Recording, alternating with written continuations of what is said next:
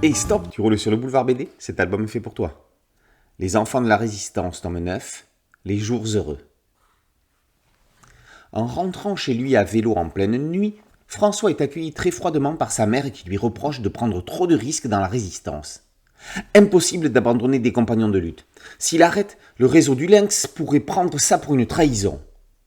Ce que la maman ne sait pas, c'est que le Lynx, c'est son fils et ses deux amis, Eusèbe et Lisa. Depuis 10 mois maintenant, 21 résistants venus de toute la France ont été embauchés pour travailler à la reconstruction des écluses. Le fracas du chantier leur permet de s'entraîner à l'escalade, au maniement des explosifs et au combat. Pendant ce temps, les messages arrivent de Londres.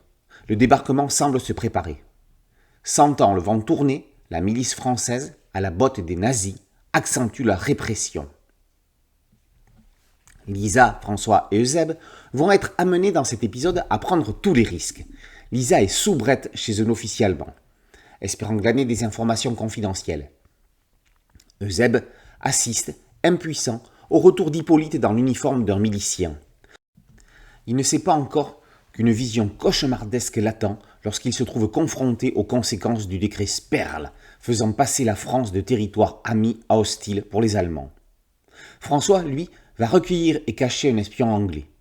Si l'étau se resserre autour des mouvements de résistance, c'est le moment ou jamais pour ne pas lâcher le combat, d'autant plus qu'il semble que l'ennemi commence à paniquer. Ce 9e épisode des Enfants de la Résistance est un moment pivot de la série. La tension n'a jamais été aussi forte. Benoît Herse et Vincent Dugommier prennent leurs responsabilités d'auteur en montrant des scènes insoutenables et réelles. Bien que l'on soit dans une bande dessinée tout public, c'est ce qu'il fallait faire. On se surprend à avoir peur et à laisser couler des larmes devant l'horreur et les décisions radicales. La série assume son rôle d'œuvre de mémoire en abordant des choix politiques moins racontés. Ainsi, le décret Sperle influence et accentue une collaboration radicalisée. On apprend que les jours heureux, intitulant l'album, n'annoncent pas la fin du conflit. Si nous, on sait que ça approche, eux ne sont pas encore certains de l'issue.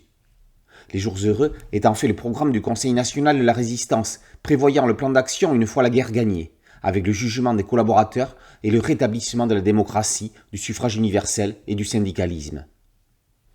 Les enfants de la résistance viennent de franchir le cap des 2 millions d'albums vendus.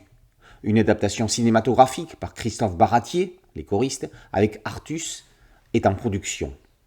Intelligente, pédagogique, mais pas didactique, dans un style franco-belge excellemment maîtrisé et avec une mise en couleur dynamique, la série continue à surprendre par sa justesse et son audace.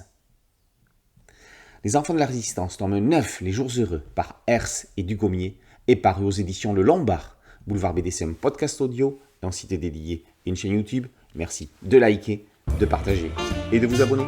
A très bientôt sur Boulevard BD. Ciao.